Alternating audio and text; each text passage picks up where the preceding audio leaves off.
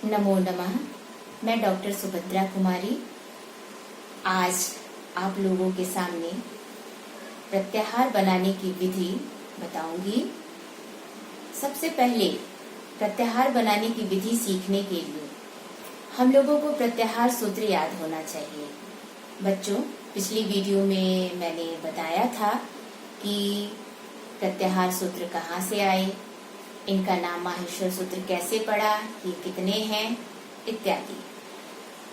तो प्रत्याहार बनाने की विधि सीखने के लिए सबसे पहले हमें 14 माहेश्वर सूत्र कंठस्थ होने चाहिए। इनका उच्चारण हमें शुद्ध आना चाहिए और इनको आपको पुनरावृत्ति करके तभी प्रत्याहार बनाने की विधि सीखनी चाहिए।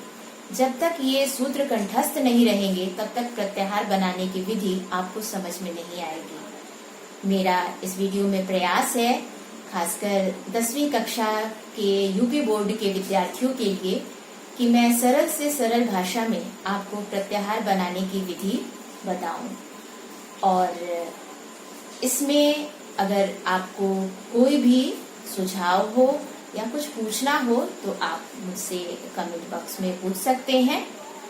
आप सबसे पहले कॉपी अपनी खोल लीजिए जिसमें आपने प्रत्याहार सूत्र लिखे हों पूरे। कल पहली वीडियो में मैंने उसको लिखाया भी था। और या पुस्तक खोल लीजिए अपनी संस्कृत की जिसमें प्रत्याहार सूत्र दिया हुआ है। बोर्ड पे चूंकि मुझे और भी चीजें बतानी है तो मैं थोड़ा थोड़ा करके लिख के बताऊंगी आप लोग के सामने।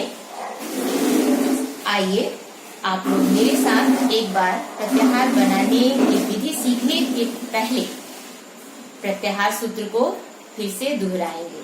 जब तक प्रत्याहार सूत्र याद नहीं होगा तब तक हम उसको बनाने की विधि नहीं सीख सकते हैं। तो मैं महर्षि पाणिनि को सादर स्मरण करके नमन करके आज एक बार पुनः प्रत्याहार सूत्र को पढ़ती हूँ, पुनरावृत्ति आपके साथ करती हूँ। उसके बाद हम लोग प्रत्याहार बनाने की विधि सीखेंगे।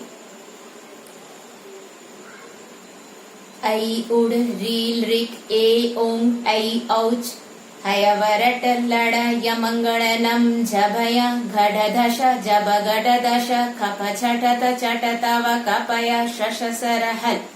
ये 14 प्रत्याहार सूत्र है। इन्हीं को माहेश्वर सूत्र भी कहा जाता है। इसके पहले की वीडियो में मैंने इसके बारे में विस्तृत रूप से बताया है। अब इन 14 सूत्रों की सहायता से महर्षि पाणिनि ने अपनी अष्टाध्यायी लिखी, जो 8 अध्यायों में लौकिक संस्कृत व्याकरण की सबसे पहली और प्रामाणिक पुस्तक है। और इसी अष्टाध्यायी में सारा संस्कृत व्याकरण भरा पड़ा है। और सूत्र शैली में ये है अष्टाध्यायी। सूत्र का अर्थ ही होता है अति संक्षिप्त में कथन, बड़ी से बड़ी बात को छोटे में कह देना। और साथ ही सूत्र शैली में यह ध्यान रखा जाता है कि जो बात हम पहले कह चुके हैं उसकी पुनरावृत्ति नहीं करते हैं, उसकी अनुवृत्ति होती है, यानी पहले के सूत्रों में से वहां आता है। 10वीं बोर्ड में प्रत्याहार बनाने की विधि है जो कि परीक्षा के लिए भी बहुत उपयोगी है। इसको अब मैं आप लोगों को बताती हूँ। आइए आप लोग बोर्ड पे ध्यान से देखिए।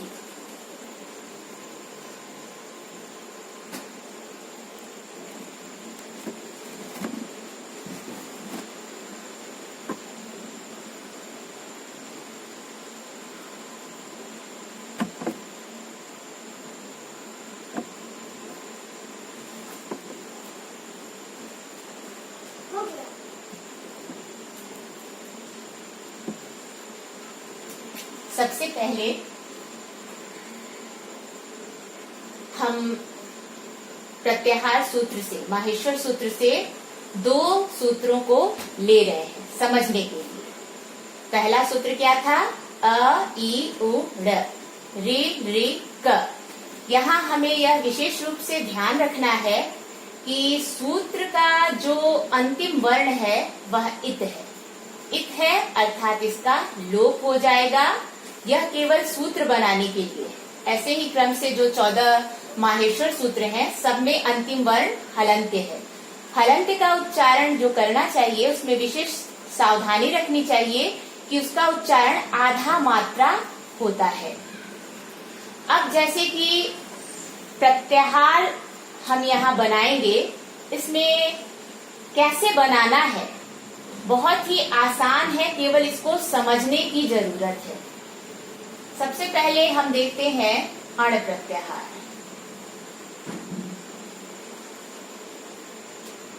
अब अगर पूछा जाता है कि अण प्रत्याहार में कौन कौन से वर्ण हैं, तो हम कैसे बताएंगे? तो सबसे पहले हमें ये समझना होगा कि जो हलंत्य वर्ण रहता है प्रत्याहार में, यह उसकी अंतिम सीमा होती है, यानी इसके पहले तक के वर्ण। और जो पहला वर्ण होता है, यहाँ से जो माहेश्वर सूत्र है वहां से प्रारंभ करके हम वर्णों को गिनते हैं। जैसा कि ऊपर आप सूत्र में इसको समझेंगे ध्यान से। ड़ अंतिम वर्ण क्या है? ड़। हलंत्य वाला वर्ण हम लेंगे ड़। इसको मैं केवल समझने के लिए यहाँ लाइन खींच रही हूँ, इसको कॉपी में वैसे लिखना नहीं है। ड़। अब देखते हैं आदि वर्ण क्या है प्रत्याहार का? अ। तो अण कहने का मतलब हुआ कि यहाँ से लेके यहाँ तक के, इसके पहले तक के वर्ण, यानी इसमें कौन कौन से वर्ण आए? अ, ई और उ।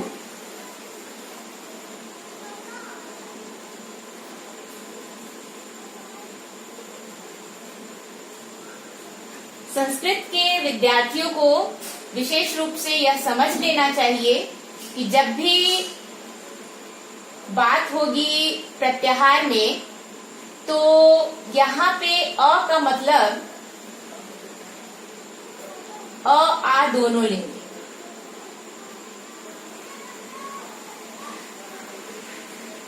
जहाँ ई रहेगा वहां पे ई ह्रस्व और दीर्घ दोनों लेंगे। प्रायः मैंने देखा है कि बच्चे एक को छोटी ई, एक को बड़ी ई कहते हैं। यह अभ्यास गलत है, अशुद्ध है, और इसको हमें सही कर लेना चाहिए। इसे हम ह्रस्व बोलेंगे, इसे दीर्घ बोलेंगे। इसी तरह उ के लिए भी ह्रस्व उ और दीर्घ उ।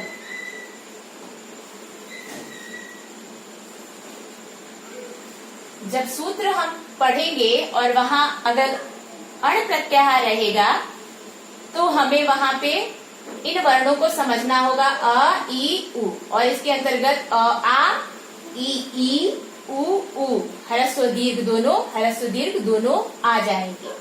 इसी तरह से अगर हम अक प्रत्याहार लेते हैं, दूसरा प्रत्याहार हम देखते हैं अक।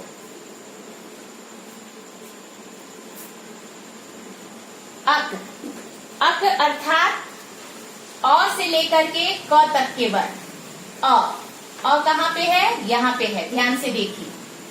अ, ई, उ, ऋ, क। अक, यानी कि हम अ से लेकर के और क के पहले तक के वर्णों को लेंगे, क्रम से गिनेंगे। और साथ ही हमें ध्यान ये रखना है कि इसके पहले के जो सूत्र हैं उसमें जो हलंत्य वर्ण आया होगा इसको हम नहीं गिनेंगे। तो हमारे पास कौन कौन से वर्ण बच जाएंगे? अ, ई, उ, ऋ। इसको हम लिख लेंगे। अ, ई, उ, ऋ।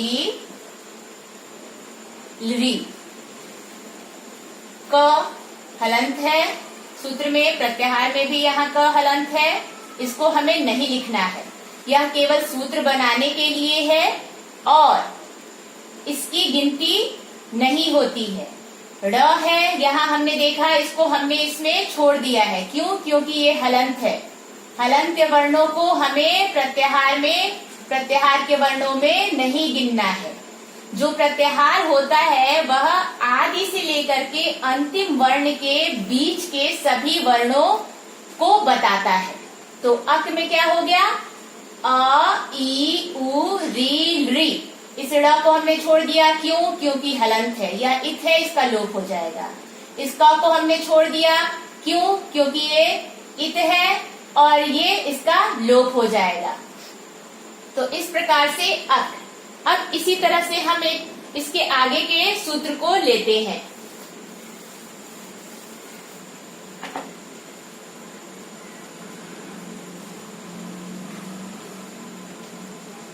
ए ओ ंग। और चौथा सूत्र आई औ च। अब अगर कहें कि एच प्रत्याहार में कौन कौन से वर्ण आएंगे, तो कैसे हम गणना करेंगे? च हलंत कहाँ है? यहाँ है। और ए कहाँ है? यहाँ है। यानी कि यहां से लेके यहां तक के वर्णों को हमको इसमें गिनना है। और इसमें जो ङ है, हलंत है, इसको हमें नहीं गिनना है। इसकी हमको प्रत्याहार में गणना नहीं करनी है। तो कौन कौन से वर्ण हो जाएंगे, ध्यान से देखिए। ए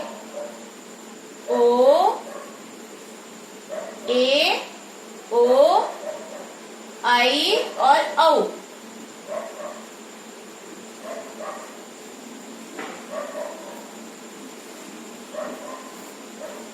यही चारों वर्ण हमको किसमें मिलेंगे? एच प्रत्याहार में हमको मिलेंगे। ध्यान से देखिए, न हमने छोड़ दिया, क्यों? क्योंकि हलंत है, अंतिम वर्ण है, इसकी इत संज्ञा होगी और इसका लोप हो जाएगा। च के पहले औ है, आई है, ओ है, ए है। और यहां से गणना करेंगे, ए से प्रारंभ करके ए ओ आई औ, ये चार वर्ण एच प्रत्याहार के अंतर्गत आएंगे। अगर हम ओच प्रत्याहार लें,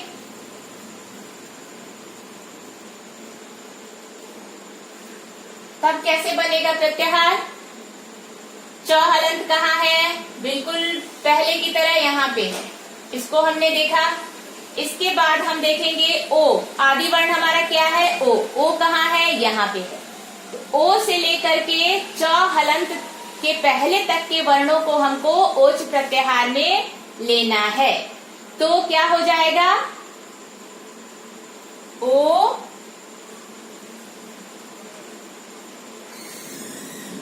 आई औ।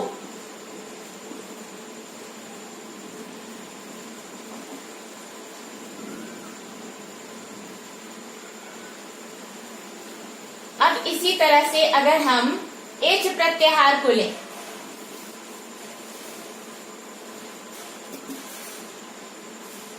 एच प्रत्याहार को लेंगे तो हम कहां से कहां तक गिनेंगे? आई यहाँ पे है और च हलंत यहाँ पे है। तो कौन कौन से वर्ण हमको मिलेंगे? आई औ।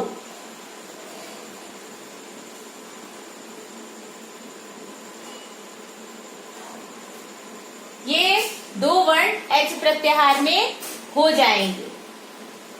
अब हम देखेंगे कि प्रत्याहार में अगर हम अच प्रत्याहार कहते हैं तो क्रम से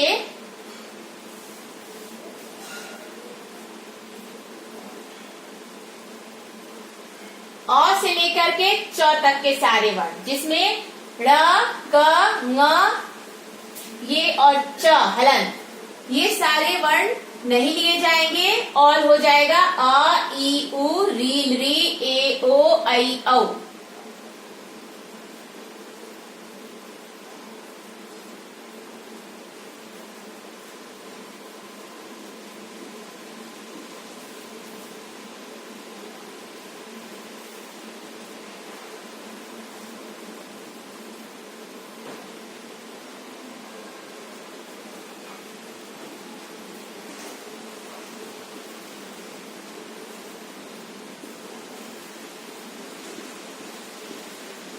यहाँ हमने देखा कि अच प्रत्याहार में सारे स्वर वर्ण आ गए हैं। अच प्रत्याहार अर्थात सारे स्वर। ऐसे ही हयवरट के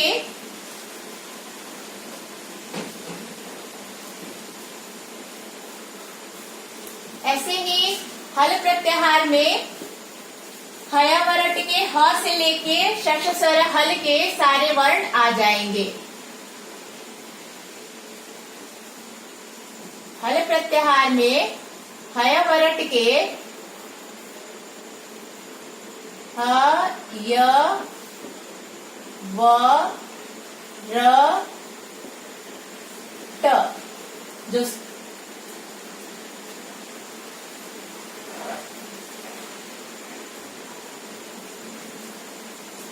हयावरट के हल से लेके और जो श,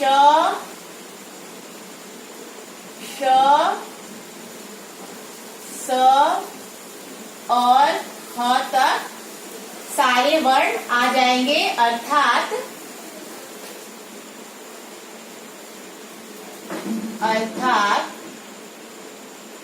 सारे हल वर्ण।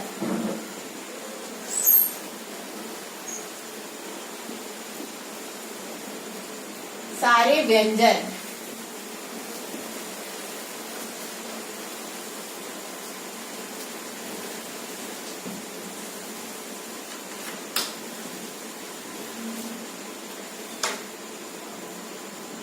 जो हल प्रत्याहार बनेगा वो हयवरट लण यमंगण नम झभया घट दशा जब गड दशा खफ छठ तचट तव कपय षसर हल के सारे वर्ण आ जाएंगे, अर्थात सारे व्यंजन आ जाएंगे।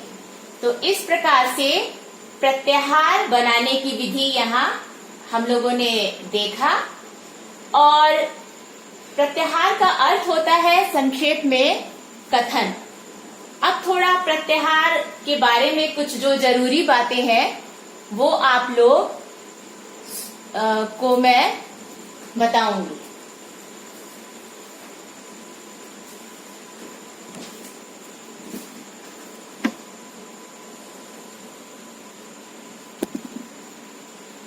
प्रत्याहार में हम लोगों ने देखा कि हम लोग कैसे माहेश्वर सूत्र से प्रत्याहार बनाते हैं।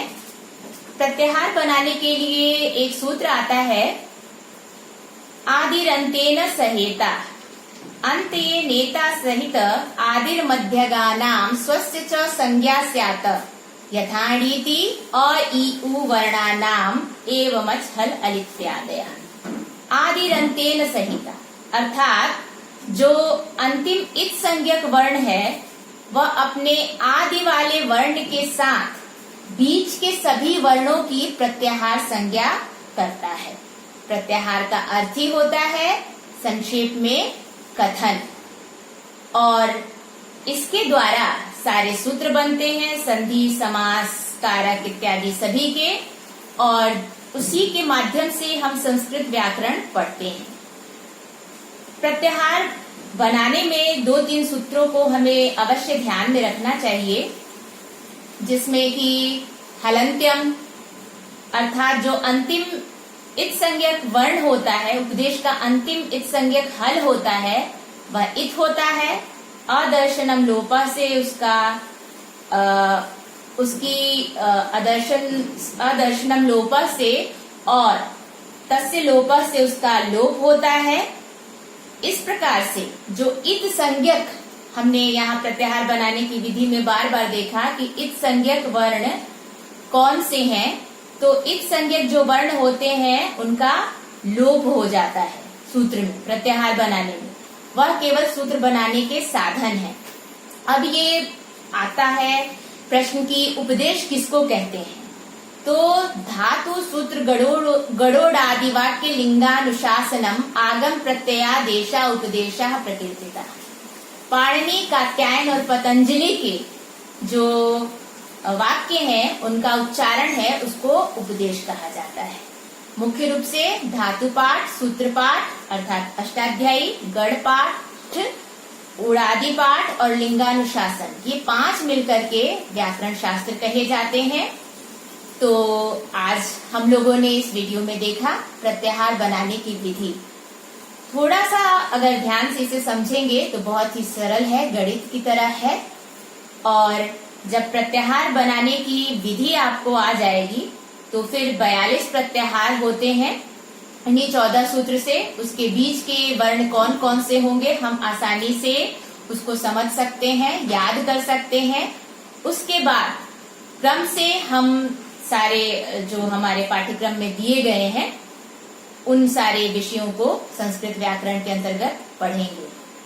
उम्मीद है आप लोगों को प्रत्याहार बनाने की विधि समझने में आसानी हुई होगी, और अगर कोई प्रश्न या शंका है तो आप उसे मुझसे शेयर कर सकते हैं, पूछ सकते हैं कमेंट बॉक्स में। और आज मैं इन्हीं शब्दों के साथ समाप्त करती हूँ। धन्यवाद।